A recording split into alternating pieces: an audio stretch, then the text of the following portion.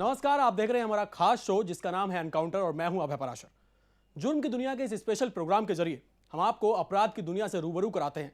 हमारा मकसद आपको सावधान करना है। शुरुआत राजधानी दिल्ली से, जहां फिर चली गोली और हमले में हो गई एक शख्स की मौत। भरे बाजार हमलावर मौके से फरार हो गए। तफ्तीश में लगी पुलिस के हाथ अब तक खाली हैं। दिल्ली के हुक्मरान और पुलिस चाहे कितने भी दावे कर लें, यहाँ अपराध थमने का नाम नहीं ले रहे। क्राइम कैपिटल कहे जाने पर पुलिस के आला अधिकारी भड़क जाते हैं, लेकिन दिल्ली का सच यही है कि पुलिस कत्ल, लूट और बलात्कार जैसी वारदात रोकने में नाकाम है। बाहरी दिल्ली के कृष्णा विहार इलाके में बदमाशों ने सरे बाजार एक युवक पर फायरिंग की।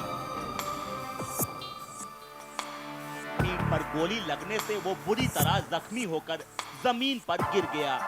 इसके बाद बड़े आराम से बाइक सवार हत्यारे तमंचे लहराते हुए फरार हो गए।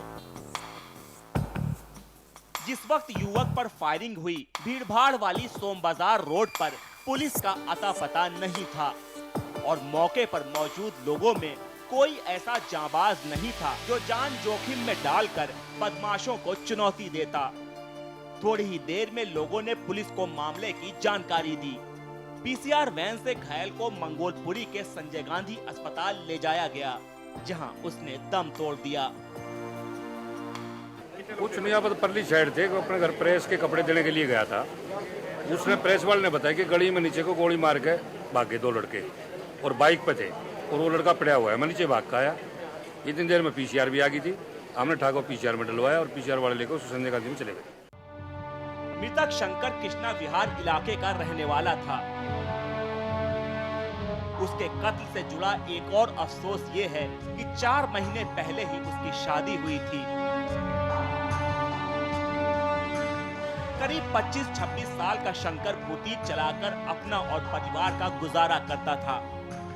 उसकी जेब से पुलिस को पैसे और मोबाइल मिले हैं। ऐसे में इस बात का शुबहा बिल्कुल भी नहीं है कि लूट के लिए वारदात को अंजाम दिया गया।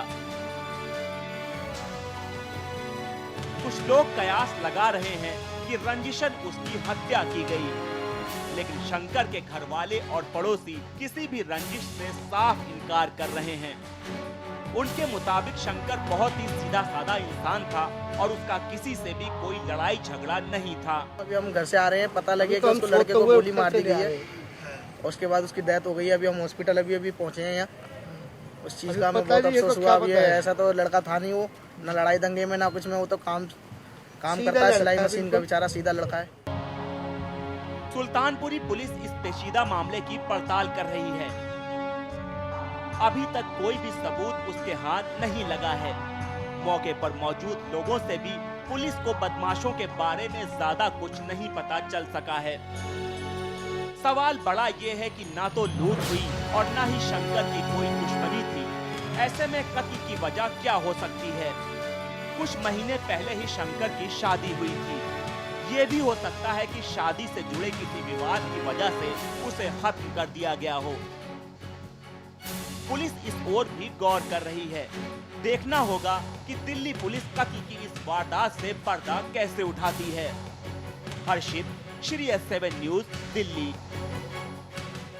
दिल्ली पुलिस की क्राइम ब्रांच ने अवैध हथियारों के एक बड़े कारोबारी को गिरफ्तार किया है। पकड़ा गया बदमाश दिल्ली NCR के बड़े बड़े गैंगस्टर्स को हथियार सप्लाई करता था। सील बंद डब्बों में रखे गए यह हथियार दिल्ली पुलिस की क्राइम ब्रांच ने बरामद किए हैं।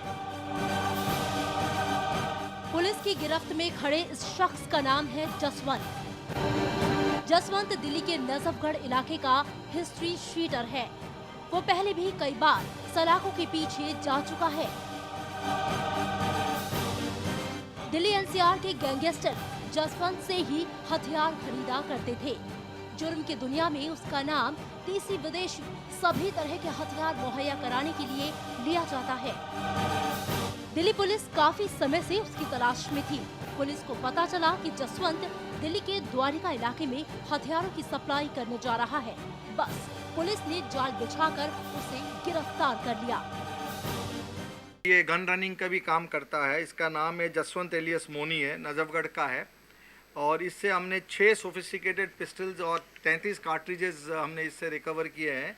और जो वेपन्स हैं ये बेसिकली 9mm पिस्टल्स हैं, 7.65 mm पिस्टल्स है, एक यूनियन ऑर्डिनेंस फैक्ट्री के मेक पिस्टल्स हैं। और इससे हमने एक उसका जो ऑटोमेटिक स्कोडा ऑक्टेविया कार भी रिकवर किया है। पुलिस ने जसवंत की गिरफ्तारी के बाद उसके पास से कई तरह के हथियार बरामद किए हैं। पुलिस के लिए सबसे बड़ी राहत की बात यह है कि जुर्म की दुनिया का ये बड़ा कारोबारी उसकी गिरफ्त में है। लेकिन अभी पुलिस की चुनौती खत्म नहीं हुई है। जसवंत के जरिए पुलिस को उन लोगों तक पहुंचना है जिन्हें वो नाजायज असलहों की सप्लाई किया करता था। अभय पराशर के साथ bureau report, Shri S7 news, Delhi.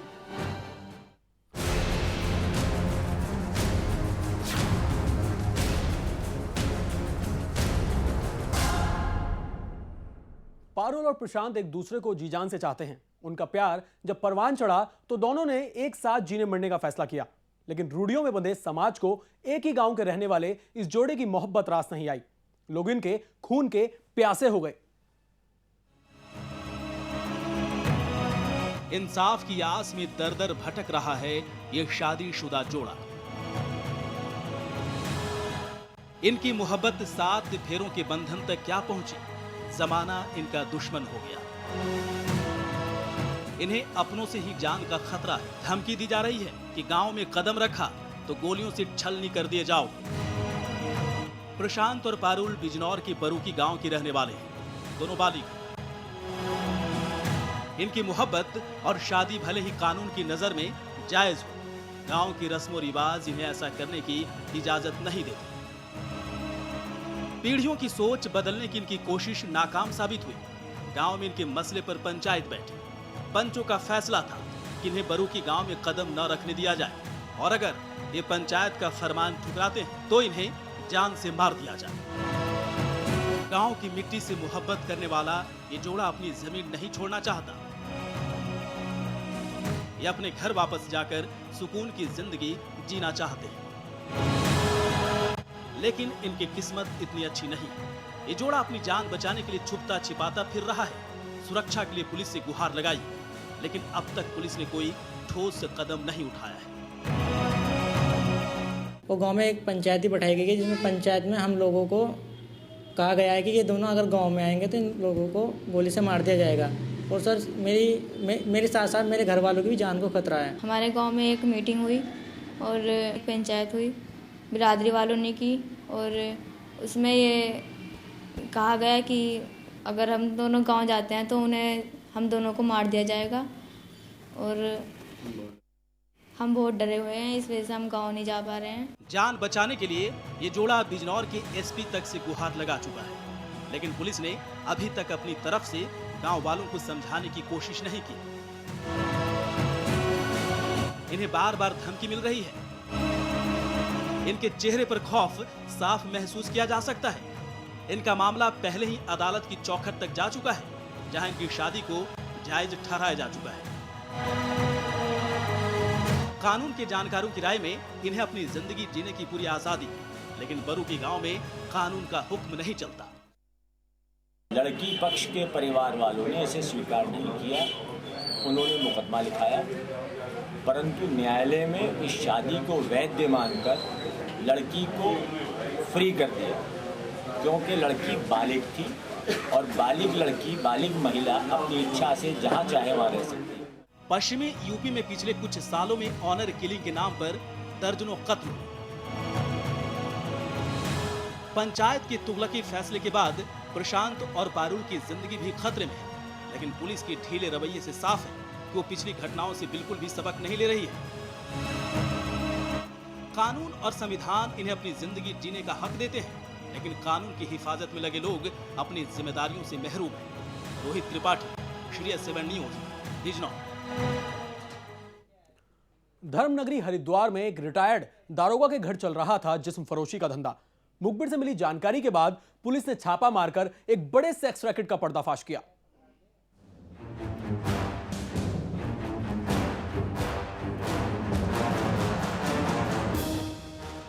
Police की गिरफ्त में नजर आ रहे ये लोग हरिद्वार की पौष कॉलोनी राजलोक विहार से पकड़े गए हैं।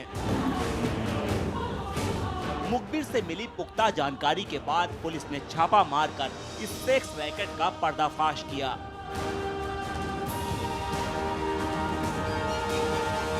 जिस्म फरोशी के धंधे से जुड़ी 4 युवतियों के साथ 2 ग्राहक भी पकड़े गए हैं। तीनों उत्तर प्रदेश के मुजफ्फरनगर से अय्याशी के लिए यहां आए थे। 4 युवतियों में 3 सगी बहनें हैं।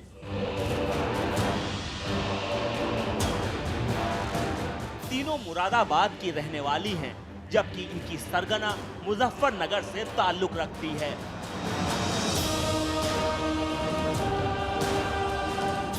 हैरान करने वाली बात है कि जिस आलीशान मकान में जिस्म का बाजार सस्ता था, वो कोलकाता पुलिस के एक रिटायर्ड दरोगा का है।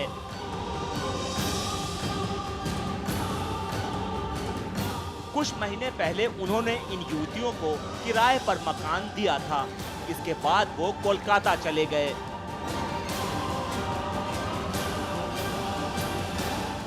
हमारा नीतू में रहता है। कहाँ का रहने वाला मुजफ्फरपुर ना क्या बोलता है, मुजफ्फरनगर ना क्या बोलता है, वहाँ वो लोग का मकान है।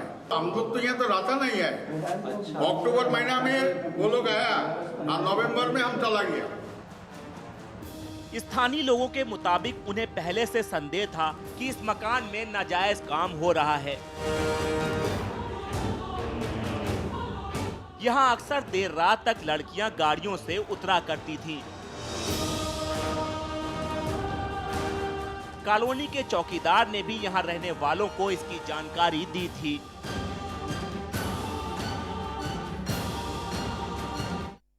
मैं ये लड़कियां कभी रात को 2 बजे 3-3 4 बजे आते जाते, दिन भर लोग आना जाना लगा रहता है। इस हिसाब से लगता है शास्त्र रैकेट चलता होगा, क्योंकि दिन में 36 तरह के लोग आ रहे हैं। जो घर का परिवार का एक आधा ही आदमी होगा, रिश्तेदार हुआ तो 36 नए किस्म के लोग आते हैं, तो सेक्स रैकेट ही होगा। इस रैकेट से कितने और लोग जुड़े हैं, अभी इसकी तफ्तीश होनी बाकी है।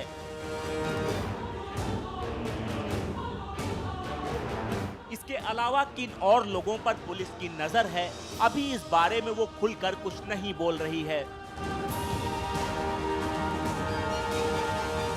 इसमें देखिए, ये राजलोक विहार है। यहाँ पे मुखबिर के द्वारा हमें सूचना मिल रही थी काफ़ी टाइम से कि यहाँ पर कुछ लोग जो हैं, एक भट्टाचार्य निवास है, यहाँ पर अनैतिक देह व्यापार का कार्य कर रहे हैं। इस सूचना पर हम लोगों ने आज एक टीम का गठन किया और इस टीम को लेकर के जब यहाँ पे दबिश थी, तो इसमें मकान में हम लोग को ये लोग मिले हैं और इसमें 4 महिलाएं 2 पुरुष हैं जो कि अनैतिक देह व्यापार के कार्य में लिप्त थे।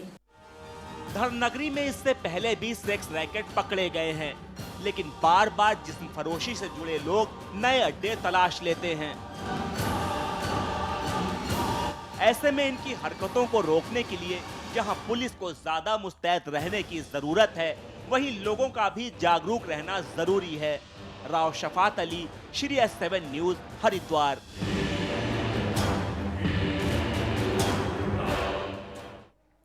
फिलहाल एक छोटा सा ब्रेक, लेकिन एनकाउंटर अभी जारी है।